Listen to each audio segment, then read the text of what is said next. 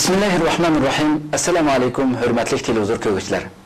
Haftalik istiqlol xabarlari programmamizga kelganlarni qizg'in qarshi olamiz. Men Abdullah Yalqun. Tövəndə xəbərlərimizin təfsilatıga mərhəmət qılınlar.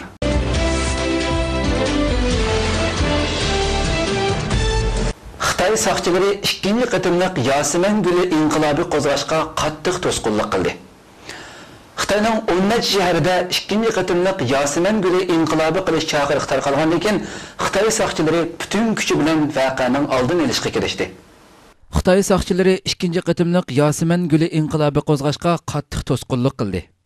2 ayning 27 kuni Xitoyning 10 shahrida ikkinchi qitimliq Yasemen Gülü inqilobi qilish chaqiriqi tarqalgandan keyin Xitoy saqchilari butun kuchi bilan voqeaning oldini olishga kirishdi. Anatoliya axborotining xabariga qaraganda Beijingning Wang Fujin ko'chasida namoyish qilish ehtimolligini ko'zda tutgan Xitoy saqchilari bexatarlik tadbirlarini qattiq kuchaytirgan. Bu yo'l maxsus piyodalar uchun yasalgan bo'lib, 27 fevral kuni bu yerga kelgan xalq va chet el axborotchilarining kimliklari tekshirilib, ism familiyasi tizimga olingan. Xitoy saqchilari chet ellik axborotchilarning bu yo'lda rasm tortmaslik, singa olmaslik, kishilarni ziyorat qilishdan ilgari saqchilardan ruxsat olish degandek uqtirishlarni bildirgandan sirt, maxfiy saqchilar chet ellik muxbirlarni razvedka qilgan. Xabarda bildirishicha, Beijing va Shanxayda Xitoy saqchilari bir qancha chet ellik muxbirni qo'lga olgan. Germaniya davlat axborotining bir muxbiri kasbdoshlari bilan birga qo'lga olingan. Bu voqeadan keyin Germaniya bosh ministri darhol harakatga o'tib, Xitoy amaldorlari bilan telefonda ko'rishgan. Natijada Xitoy saqchilari qo'lga olgan germaniyalik muxbirni darhol qo'yib bergan. 27 fevral kuni saqchilar Yasemen Gülü inqilobi qilish tizimligidagi shaharlarda qamal qilishni kuchaytirgan bo'lib, ba'zi shaharlarda xalqni tutqun qilgan. Saqchilar xalqning bir yerga to'planishiga, hatto yo'l ustida to'xtashiga ruxsat qilmagan bo'lib, Birlashma agentlikning xabar qilishicha, Beijingda 2 odam, Shanxayda 4 odam mushu sababdan qo'lga olingan. Amerika ovozining xabar qilishicha, Xitoylar o'tgan yakshanba kuni yig'ilish bo'lgan Wang Fujin maydonidagi McDonald's tomoqxonasining oldini qamal qilgan. Guangzhou shahridagi yig'ilish uchun belgilangan xalq bog'chisi va tantarbiya saroyining atrofiga ko'p sonda saqchi avtomobili to'xtatib qo'yilgan bo'lib, saqchilar maydonni nazorat qilishni kuchaytgan. Shanxay shahrining vaziyati eng gavdalik bo'lib, yakshanba kuni ko'chaga chiqqan odamlarmi boshqacha ko'payib ketgan. Saqchi mashinalarining signal ovozlari kishilarda jiddiylik kayfiyati yaratgan. Urumchimi 27 fevral Yasemen Gülü inqilobi tizimligidagi shaharlardan biri edi. Ammo bu shaharning vaziyati haqida hech qanday ma'lumot bo'lmasa-mu, Urumchi burundilla jiddiychilik ichidagi shahar bo'lg'achqa, saqchilar va charlash atratlarining Uyg'urlarning norozilik harakatlarining portlab qolishidan ansirab, mazkur shaharni izchil turda qattiq qamal ostida tutib kelayotganligi ma'lum edi.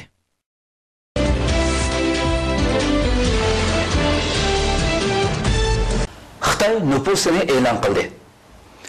Xitoy 2010 yillik nüfus statistikasini e'lon qilib, nüfusining 1 milliard 341 millionga yetganligini oshkorladi.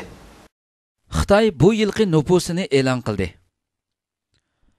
Xitoy dunyoda nüfusi eng ko'p davlat bo'lib, 2010 yili elib berilgan nüfus statistikasiga asosan Xitoy nüfusining 1 milliard 341 millionga yetganligi bildirildi. Xitoyning nüfusi 2009 yili 1 milliard 335 million. 2008 yili 1 milliard 328 million deb e'lon qilingan edi.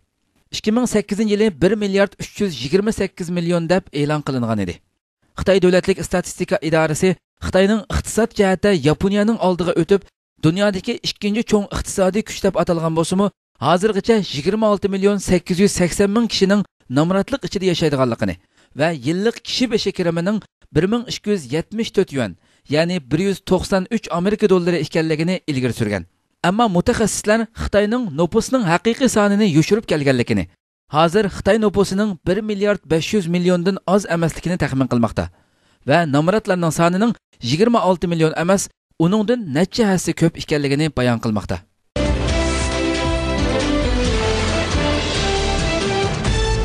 Nur Bekri yana Xitoyning zuvoni bo'ldi. Atalmış Uyghur Abdunum rayonunun Qorchaq raisi Nur Bekri Xinhua agentligi muxbirining ziyoratini qabul qilib, ikki qo'lda tutish, ikkini qo'l qattiq bo'lishda ching turadiganligini bildirdi. Nur Bekri yana Xitoyning zuvoni bo'ldi. Atalmış Uyghur Abdunum rayonunun Qorchaq raisi Nur Bekri Xinhua agentligi muxbirining ziyoratini qabul qilib, ikki qo'lda tutish, ikkili qo'l qattiq bo'lishda ching turadiganligini bildirdi. 境内外的一些三股势力企图分裂国家的图谋一直没有停止。我们讲在新疆分裂与反分裂的斗争是长期的、尖锐的、复杂的。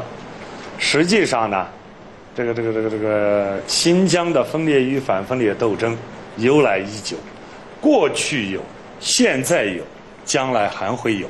不以人的意志为转移。 Xitoy besimidan qochib chet elga chiqqan bir Uyg'ur yosh Qorchaq rais Nur Bekrining bu so'zlariga raddiya berib mundaq dedi.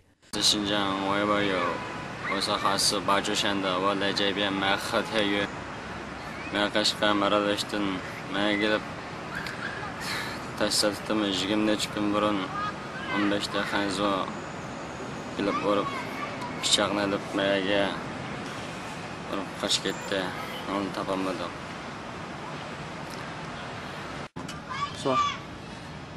Maşallah, mişani pichoq tutib qochib ketganmish. Bir taltimi o'zlab ketibdi.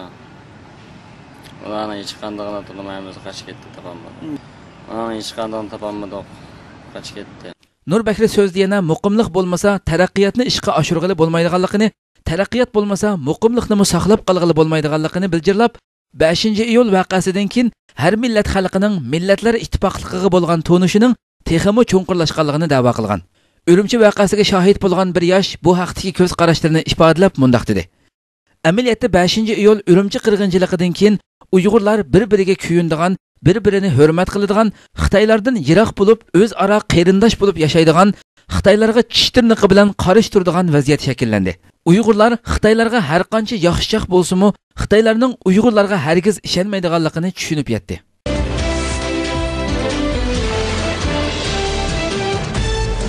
Türkiye'nin sabiq baş ministri Necmettin Erbakan vafot bo'ldi.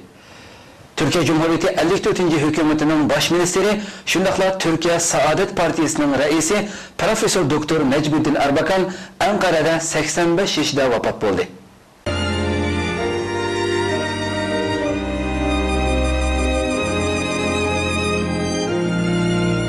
Selamünaleyküm. Allahu Ekber, Allahu Ekber, La ilahe illallah. Türkiye'nin sabiq baş ministri Necmettin Erbakan vafot bo'ldi. Türkiye Cumhuriyeti 54. hükümetinin baş ministri, şundaqla Türkiye Saadet Partisi'nin reisi Necmettin Erbakan Ankara'da 85 yaşında alemden öttü. Merhum Necmettin Erbakan Saadet Partisi'nin reisi ve Türkiye'de tesir dairesi en çoğun teşkilatlardan Milli Ang Teşkilatı, Anatoliya Yaşlık Teşkilatı qatarlıq ammivi teşkilatlarının kurgucusu ve yetekçisi. Türkiye'de yetişip çıkan ve hazır siyasette aktif rol oynayatkan devlet erbaplarından Abdullah Gül, Recep Tayyip Erdoğan, Bülent Arınç, Mehmet Ali Şahin, Abdüllatif Şener, Ahmet Davutoğlu, Numan Kurtulmuş qatarlıqlarının ustazı idi. Merhum Necmettin Erbakan faqat Türkiye üçün emas, balki bütün İslam dünyası üçün intayin muhim şəxs bo'lib, İslam dünyasına alahidi xizmat qilgan lider idi. Neymiş bu federe devlet görüşmesi? Ya bizim bir bağımsız devletimiz var. Gidiyoruz bir yandan bu bağımsız devleti sözle Müslüman ülkelere ne olursun siz de bunu kabul edin diyoruz. Öbür taraftan işte Birleşmiş Milletler şunu dedi de bunu dedi de bunu dedi de. Vay canına ya, biri hipnotize mi ediyor sizi Allah aşkına ya? Bırakın şunu. Efendim Amerika'nın hoşuna gitmez. Bana ne Amerika'dan? Bana ne Amerika'dan? Amerikan bizi yönetecek. Bütün bunların hepsi tek kutuplu bir dünyanın kurulması gayretiyle yapılıyor. Bunlar yetmiyormuş gibi bir de ortalığa yeni dünya düzeni, kalıcı barış gibi sloganlar atıyor. Halbuki bu sloganların altında yatan gerçek Büyük İsrail'in kurulması planıdır. Bundan dolayıdır ki Amerika hiç çekinmeden çifte standart kullanıyor. Bir yandan Irak'a neden kuvveti işgal ettin, Birleşmiş Milletler kararlarını dinlemiyorsun, geri çekil deyip 100.000 çıkışla 100.000 ton bomba atıyor.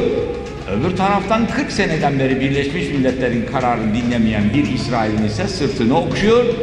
Onun Büyük İsrail kurma planlarına yardımcı olur. Açıkça belirtti ki bugünkü Batı planları sadece Bosna'yı yok etmenin bir adımına ait planlardır.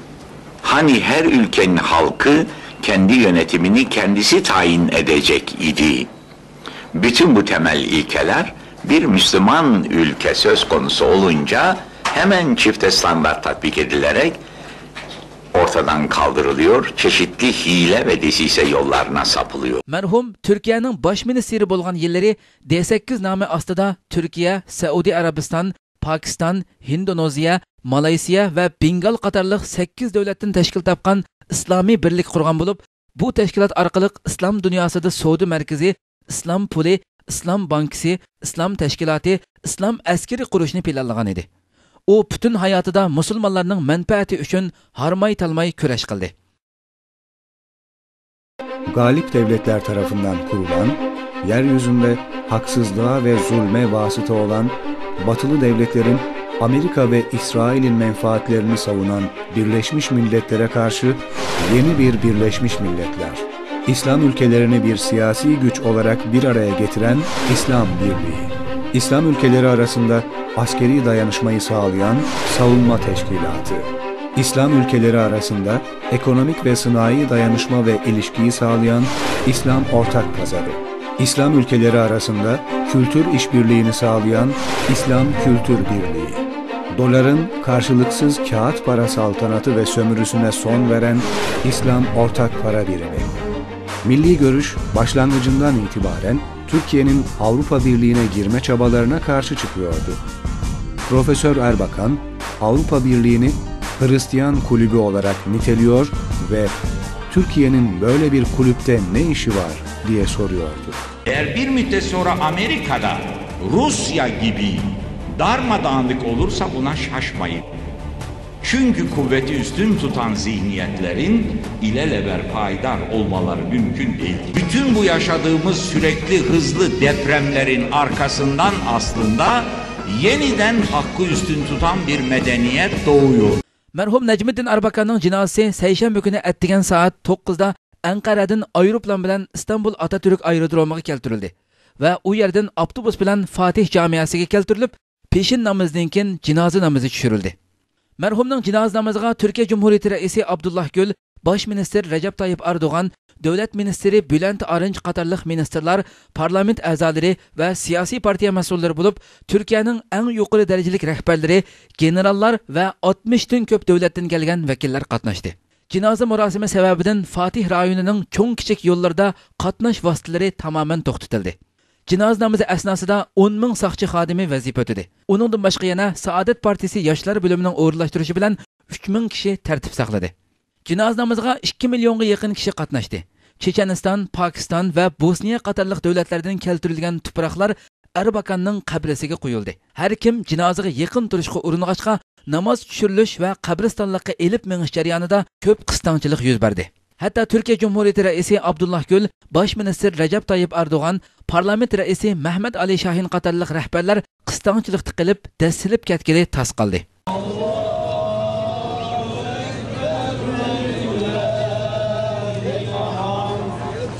İstanbul'da altın var deseler bu topluluğu toplayamaz hiç kimse. İman şuuruyla, onun verdiği imanla buraya toplandı bu kadar millet.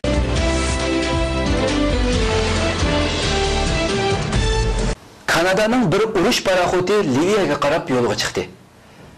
Kanada Mudofaa Ministerligi hozir Shimoliy Afrikada turayotgan 200 nafar Kanada fuqarosining bexatarligini ko'zda tutib, Liviyaga bir urush paraxoti avatganligini bildirdi.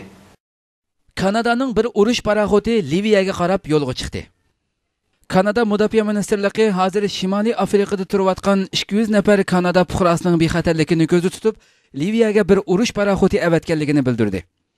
Kanada Mudofaa Ministeri Peter Dengiz Armiyasining HMCS Charlotte Town nomli urush paraxotining yo'lga chiqqanligini, paraxotning bir hafta ichida Liviya dengiz tabarlikidagi Amerika va Shimoliy Atlantik ahdi tashkilotining urush paraxotlariga qitiladiganligini e'lon qildi. Peter Mackey Kanada urush paraxotining BDT yoki Shimoliy Atlantik ahdi tashkilotining urush qilish ehtimoli bo'lgan har qanday harakatga qatnashadiganligini bildirdi. Kanadaning Charlotte Town nomli urush paraxotida 240 askar vazifa o'taydi ekan. Kanadaning yana Malta dengizi yaqinlaridagi bir harbiy bazada C-17 tipli 2 harbiy aeroplani bilan 2 urush aeroplani tayyor turmoqda ekan. Seshanba kuni Amerikaning 2 urush paraxoti Suez kanalidan o'tib Liviyaga yaqinlab kelgan edi. Hurmatli televizor ko'ruvchilar, bu qitimqi haftalik Istiqlol xabarlari programmamiz mush yerda oyoqlashdi. Kelar qitimqi programmamizda ko'rishguncha sizlarni Janobi Allohga topshiramiz. Assalomu alaykum.